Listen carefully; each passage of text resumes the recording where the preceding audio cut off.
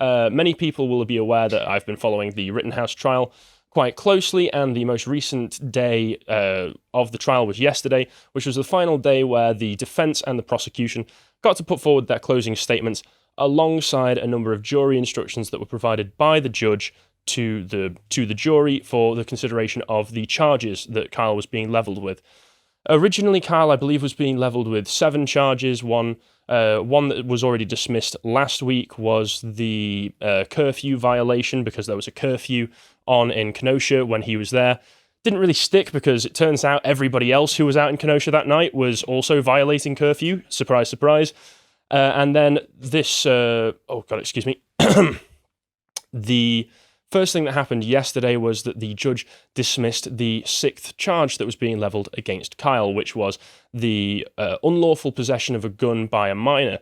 Because it turns out if you actually read the law in Wisconsin, as long as you're not owning a pistol or a short-barreled rifle, if you're 17, you're able to carry a gun around. And AR-15s, being a long-barreled rifle, mean that he was actually legally able to carry that around. Yeah. And as you can imagine, there has been a certain level of left-wing cope in response to this. You can see here, we've got up Jonathan Capehart on Twitter. Rittenhouse judge dismisses gun charge against Rittenhouse. And I'm like, well, no one really cares what you're like, but you're going to put your opinion out there anyway. And then we also go on to the most predictable response possible, which was that white supremacy did it. So white supremacy is when a cop goes free after murdering 12-year-old Tamir Rice, because Tamir shouldn't have been playing with a toy gun. No relation to this particular case, but got to bring it up anyway. But a judge dismisses a weapon charge against a white supremacist, Kyle Rittenhouse. No proof whatsoever that he was a white supremacist, for an AR-15 weapon of war. Ooh, sounds big and scary, doesn't it? Even after he actually murdered 2 people with it. Thing is, he didn't murder them, he killed them, and the trial was to determine... Judice. That's, the trial is to determine whether it's murder or whether it was just righteous justice rained down by what is he, 15 or something? He was 17 at the time, he's 18 now. I think we should arm 15-year-olds and let them roam the streets sorting out problems. I wonder how it would work in the UK. I mean, when I was 17, I was guns for minors only. Sniffing glue and drinking cider. I think we'd have. The good thing about America is, like, even there's sort of psychotic 17-year-olds are like. I wouldn't call Kyle psychotic. No, I mean, even I'd call him commendable personally. Even their 17-year-olds are like quite temperate and aren't, you know. Well, I mean, if this was Glasgow, he wouldn't have shot there'd be chaos in the streets. Oh yeah, there wouldn't be 2 people dead. There'd be the whole of Glasgow. Half the city would be gone. There'd be Kyle left. And, you know, who's to say whether that's a good thing or not? But moving on. So first of all, we've got to look at the prosecution's closing statements. We've got this article up for some more details if you want to check it out on legal insurrection. Otherwise, just check out the footage that has been streamed live from the actual the trial itself. So there's just a few things I want to go over and a few clips that I want to show in regards to Binger, who is the assistant district attorney, the head of the prosecution, who leveled the charges at Kyle in the first place and has obviously had it in for Kyle ever since this happened, despite the fact that the footage clearly, as far as I can tell, showed Kyle defending himself. So there's a few things I just want to point out in regards to his closing statements. First of all, that, as you can imagine, given the sort of cope that we experience from the leftists constantly and their terror over invoking its name, he repeatedly said AR-15, AR-15, AR-15, AR-15, because of course it is the media's favourite boogeyman buzzword when it comes to guns, because it sounds scary, it looks kind of scary if you're unfamiliar with guns. So he's obviously, like I say, trying to play up to the media frenzy of that gun and scare any potential jurors, because they are also quite unlikely to know anything about guns. He also tries... It is quite a scary gun, though. It's an assault rifle. And well, it's a semi-automatic. My dad had a bigger gun. Okay, here we go. I'm aware of this. It's banned in America. It's that big. Really? Yeah, it's mounted on a boat. And what was that called? Punt gun. Punt gun. Yeah. Can take out like 25 Antifa rioters in one go. Wow. If only we should have armed. If only my dad had sailed his punt up Kenosha. Kyle would have had much less trouble. He tried. Binger also tried to change the arguments that they were making for the prosecution from murder to provocation, because initially they were trying to state in the opening statements that Kyle had chased Rosenbaum, who was the initial aggressor, alongside the two people that Rosenbaum had been with that evening, which was a Joshua Zeminski and Joshua Zeminski's wife, who they'd all been going around Kenosha that entire evening, causing trouble as part of the riots, setting fire to things, threatening people, and just acting like pillocks, to be perfectly honest. And they initially had stated that Kyle was the one who chased them with the gun, which is what led to Rosenbaum chasing Kyle and then Rosenbaum getting shot. When they released the FBI footage, and the drone footage clearly showed that Rosenbaum snuck up on Kyle and tried to ambush him, they changed tack. And is this one the pedo one? Rosenbaum was the paedophile, yes. So he's sneaking up on a 15-year-old, 17-year-old. I mean, still a minor, so the point's basically the same. I mean, Tucker Carlson, what was it? It said, died as he lived, trying to touch an unwilling minor. It's pretty great, isn't it? Yeah, but now they're they tried to introduce a late piece of evidence, which was an incredibly blurry photo, which was very unclear as to what it showed. Tried to use that piece of evidence to show that Rittenhouse was threateningly pointing his gun at Joshua Zeminski, which is what caused Rosenbaum. Complete change of the argument they were making to begin with. So big reach that they were trying to make. They also tried to imply a number of times, they got it here, they tried to imply a number of times Rittenhouse pointed his gun at Zeminski.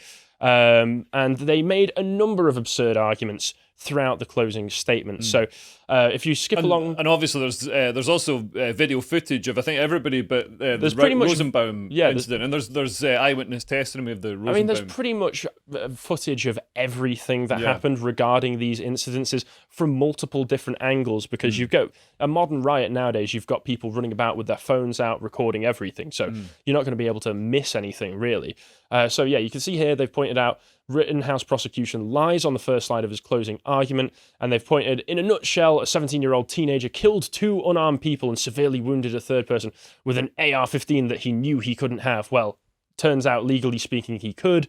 He was not protecting his home or his family. He killed people after travelling to another state and staying out past the citywide curfew. But it's where his dad lived. Yeah, it's where his dad lived, and also where his sister and his sister's boyfriend lived. Dominic Black, who's the guy who bought the gun for him, was the boyfriend of his sister. So the gun didn't travel across state lines, which is quite important. Because that's the prosecution where we're saying they transported the gun over state lines. Cross state lines! But he crossed it, and obviously it's perfectly legal for people to cross state lines. Especially when Antioch, where Kyle came from, is 10 minutes down the road from Kenosha. I mean, these are the people going on, borders are just invisible lines drawn on a map, and it's like, well, technically speaking, in this instance. And especially these ones, because it's like, county, it's like going from it's not even like going from Cornwall to Devon, it's like, it's like going from a ward in Haringey to, another ward in Haringey. Nobody even knows, like a postcode. It's no big deal whatsoever.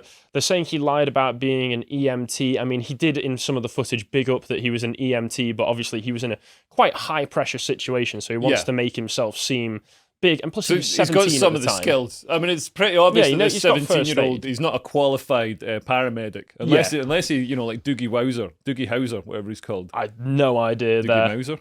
Maybe, but yeah, and then if we move along, we've got a clip here, which is let's just go through some of the stupid arguments that Binger tried to put forward in his closing statements, which kind of just show how desperate he was. If you want to play this one, John. Situation is the crowd have perfect knowledge.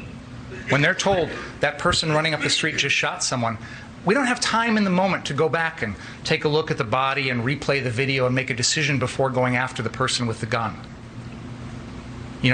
We've had several police officers testify that in an active shooter situation, their first instinct, their first training is to go in and stop the threat. They don't sit there and wonder, well, maybe it was self-defense. I don't know. I'm going to, wait and see. And every day we read about heroes that stop active shooters. That's what was going on here. So and that crowd was right. And that crowd was full of heroes. That crowd did something that, honestly, I'm not sure I would have had the courage to do. If I see a guy running up the street with an AR-15 and I hear he just shot somebody... Yeah. So the crowd who were burning down businesses and rioting and assaulting people, they were heroes. According to the defense... I mean, that's an interesting tack. I wouldn't have thought he'd go with that tack, to be honest. Yeah, I mean, trying to describe... Anthony Huber, who I believe has what was it? He has charges against, well, he had, because he's dead now, charges against him of beating his spouse and others, and holding a knife to the belly and throat of his own brother and sister. Jeez. Not what I would describe as heroic behavior. Yeah. And then Gage Grosskreutz, who is an Antifa member, who was giving... got the bicep shot off. Yeah, he's the guy who's a lefty now, even more so than he was before. He was a revolutionary kind of guy who admitted on the stand, Rittenhouse only shot my arm when I pointed a gun directly at his head. Yeah. So trying to paint these people as heroes, big reach. And this clip is just insane. Yeah. I watched this morning. Have you got this clip up, John? Yeah. If you want to, no, this isn't the clip. Another. It's the clip of him saying that I'll just describe it to you. It's him describing that all Rosenbaum did was that he just pushed over a porta potty. He just threw out an N-word. He just did a few things here and that. He was just being a bit cheeky around this riot, leaving out. Of He course, just happens to stumble into it. So what does he do that night? Oh, let me tell you all the awful things Joseph Rosenbaum did. He tipped over a porta potty that had no one in it. He swung a chain. He lit a metal garbage dumpster on fire. Oh, and there's this empty wooden flatbed trailer that they pulled out in the middle of the road, and they tipped it over to stop some bearcats, and they lit it on fire. Oh, and he said some bad words. He said the N-word. If this was anybody else under any other situation, him saying the N-word would be a death sentence. Yes, I understand that lawyers have to play like devil's advocate and stuff, but this just seems to be, he's saying all this like bad stuff that you shouldn't do. Yeah. As if it like the guy's done nothing. I know, and saying it in the most patronising tone possible as well to the jury. The jury, I would hope, is not going to think that this is gonna look great to them. Yeah. But he also did a number of other very strange things. If you move along, John, if you move along again, for some reason he decided to point the gun at the jury. First rule of gun safety: don't point guns at people. Unless you're trying to shoot them because they're trying to hit you with a skateboard. But don't point guns at people. Don't have the finger on the trigger unless you're going to shoot. Unless you're Alec Baldwin. Yeah, and also have the chamber open and stuff. Yeah, if you want to do a Baldwin, that's how you do a Baldwin. Yeah. Well, maybe Alec Baldwin will play him in the film. Yeah. If we skip along, there have been memes of this. John, on the one hand, we have an armed and dangerous, reckless maniac with blatant disregard for human life. On the other hand, we have Kyle Rittenhouse, highlighting there, of course, Rittenhouse, when he was wandering about, always had his trigger discipline going very well. Binger is a Democrat, so I'm not surprised that he doesn't know how to use a gun. Skip along again, we've got some more memes. ADA Binger attempting to coerce a juror into having sex with his wife. That's a great one. If we move along again, there's another one. This is from when Rittenhouse was on the stand. Okay, one more hypothetical question. Is it normal if my wife has a boyfriend? Good question. And then if we move along, we can move on to the defense's closing statements. And this argument in particular says that the defense delivered a disappointingly weak closing argument. And they make some good points, but overall I do think he did a much better job than Binger did, because Binger was all over the place. He was trying to stretch arguments and tie threads together that weren't there, and basically just say these rioters... he said these rioters were heroes, and who's going to believe that? So he managed to wrap his arguments back around and kept reminding the jury that the state has actively been lying to them the whole time. For instance, we've all seen footage of Nathan De Bruin, the photographer with Asperger's, on the stand being cross-examined by Krauss, when Krauss says, "You met with us? Yep. And we went over your statement with you? Yep. And you didn't make it, and we didn't ask you to change your statement." And then he just goes, "Well, yeah, you did actually," which just looked terrible for them. They've been lying about many different factors. He brought up the fact that provocation was not mentioned anywhere in their original opening statement, but now is like the main foundation of their closing statement. Basically, just pointing out that their whole case has been flung together and is put together with tissue paper because they had no real leg to stand on.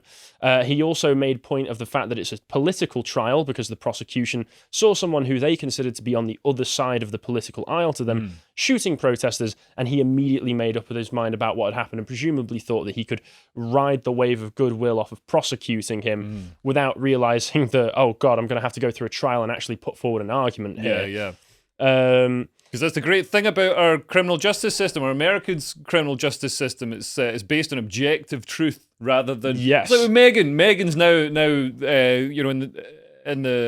in trouble because she made some because of things mistruths or whatever she said. Because there's when she talks about this is my truth. Oh, the court doesn't care about your particular personal truth. Phrase. The court cares about the truth. Yes. The objective, absolute truth. My truth is just a synonym for my opinion, basically, as far as I can tell. Yeah.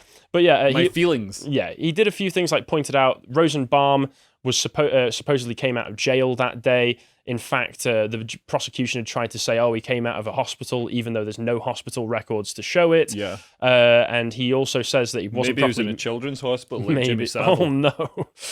He was also not properly medicated, and also referenced witness testimony that Rosenbaum had showed up at the riot and shouted, "I just got out of jail, and I'm not afraid to go back," which doesn't sound great. So this is the hero for the left. Yes. I mean, is it paedophile, convicted paedophile? Is it surprising that they would Who stand drops up the for a bunch N-bomb. of pedos? Yeah, a convicted paedophile who drops the N-bomb. Wait. So racist paedophile sounds like a Democrat to me. To be fair. So let's just play a few more clips from the defense. One where he points out that this is not a game, that this is Kyle's real life. John, if you could play that. Oh, it's the audio playing for that one. This case is not a game. It is my client's life. We don't play fast and loose with the facts, pretending that Mr. Rosenbaum was Citizen A #1 guy. He was a bad man. He was there. He was causing trouble. He was a rioter. And my client had to deal with him that night alone. And great point to make there. Rittenhouse, of course, being 17 at the time, he's got the gun, he's being chased by a violent paedophile, gets that close to him that he can just grab the gun, you're going to shoot. You're going to shoot because it's self-defense at that point, which is what the defense has been arguing the whole time. Yeah. There are a few other clips, but just to get through this segment a little bit faster, there was a few other important notes, which was that Joshua Zeminski and his wife, who were the two people hanging out with Rosenbaum the entire night, sort of like aiding and abetting him with whatever trouble that he was up to, did not appear at all at any point to give witness testimony as part of this trial. And the defense really hammered home on that, saying none of us have heard what Zeminski said, and the prosecution are trying to make it sound like Rittenhouse pointed the gun at Zeminski. Yeah. Well, we've not heard that from Zeminski himself, so they can't really make that argument. Yeah, and then he went through each witness statement that they went through as part of the testimony, pointed out how each of them blew up in the prosecution's face, and he went through the videos in detail, the videos from the night, walked the jury through in detail. So overall, it wasn't exactly exciting past maybe the 15-minute mark where he was putting quite a lot of passion into it, but he did a much better job of actually walking the jurors through his argument rather than Binger just going like, all they did was set fire to a few businesses. I mean, who wouldn't heroically set fire to a business? No, it's been really interesting. I'm not, I don't have much experience of this side of the criminal justice system. My girlfriend's a former criminal barrister, though, so I'm looking forward to sort of playing the clips to her. Yeah, I've been following it with great interest, and I've been sort of like every night when it's been going on, just like watching the trial stuff because it's been more interesting than television. Yeah. Because this is real life going on. But the prosecution really seemed to have dropped the ball on quite a few things, and almost treated it like a sort of PR exercise, as if sort of the groundswell of public opinion on Twitter is going to carry this trial through. But that's just not how trials work. Twitter is not the jury, as much as they wish it were. But just to mention a few last things before we move on from this segment. So after the defense rested their case, the prosecution got to do a redirect on their closing statements. And given that Richards, the lead defense attorney, had brought up a number of times how the state were lying, he even described them at one point. He was like, they remind me of whiny defense attorneys. This guy, Krause, Mr. Blobby here, got really triggered and just basically went up, and instead of actually doing a coherent argument as the redirect to try and wrap around the way that the defense did, the arguments that had just been made in their favor, he just went up and started yelling at the jurors. Can we watch it? Yeah, we can watch it. We can watch a clip of it. Just play. Have you got the clip up of? Kyle no, shot not this one. Joseph. The one of. And that he had to exhaust all methods. Clearly, if there is provocation, he's guilty. But even outside of provocation, why do you get to immediately just start shooting? As Mr. Binger said, he brought a gun to a fist fight. And he was too cowardly to use his own fist to fight his way out. What, to fight He a has guy to who had a start gun? shooting. I mean, just Gross say, the other guys Strauss had a gun. theoretically, that we think he wanted that to the go the 12 of you think Glasgow that route, it is just bare reasonable knuckling him to have by the used sounds of it. I mean, what kind of argument is that? And the other one, deadly John, force if in that we pause situation. this and go over to just the last clip that I have for this Everybody segment. takes a Yeah. beating sometimes, right? Sometimes you get in a scuffle and maybe you do get hurt a little bit. That doesn't mean you get to start plugging people with your full metal jacket AR-15 rounds, and no, bullets are not And the bullets. thing is, That's And we legally heard incorrect. testimony I was about going that. to If say, somebody attacks you, you're legally allowed to defend yourself. and that's the thing. And also, he basically, I don't know how he could say such a thing as part of the final part of his closing statements. Everybody takes a beating sometimes. So you've just admitted right there that the mob posed a physical threat to Kyle. Yeah. Because guess what? You get a few kicks in the head, that can kill you. Yeah. So Especially if you're a 17-year-old and you're being attacked by a paedophile, Yeah. a guy with a gun, And a guy with a skateboard. And a guy with a skateboard. And a skateboard can be used as a deadly weapon, shocking as it may apparently sound. it's not quite as good as an AR-15. Yeah, so that was a terrible redirect, made the prosecution's case look absolutely even worse than it already did. There have been people complaining, you know, as you would, but just let's skip over this just in the interest of time.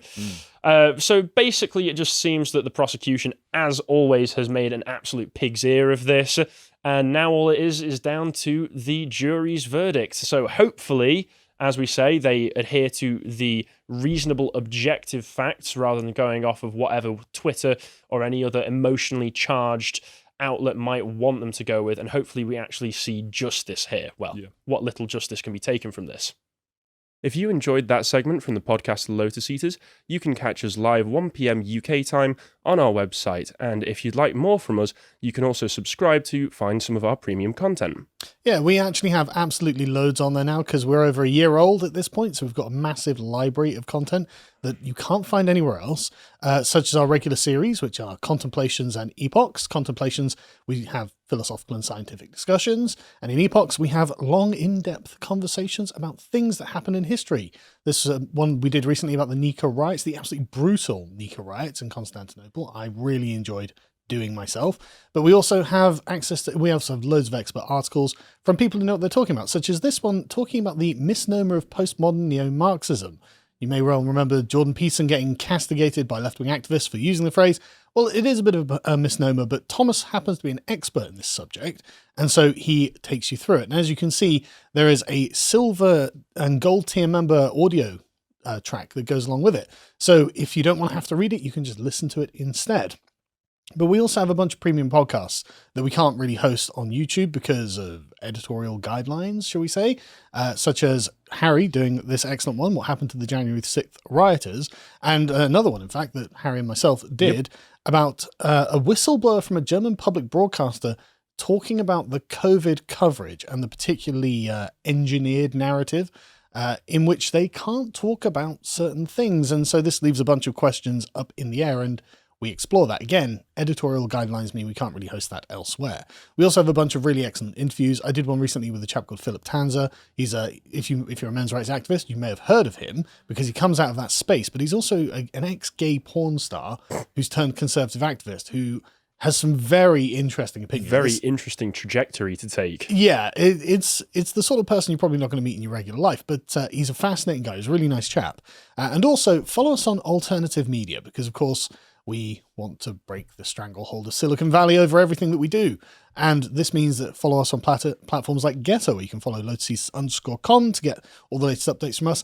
And also, we are speaking, or I am speaking, at a conference hosted by Getter at the London O2, the Indigo section of the London O2 on December the 8th.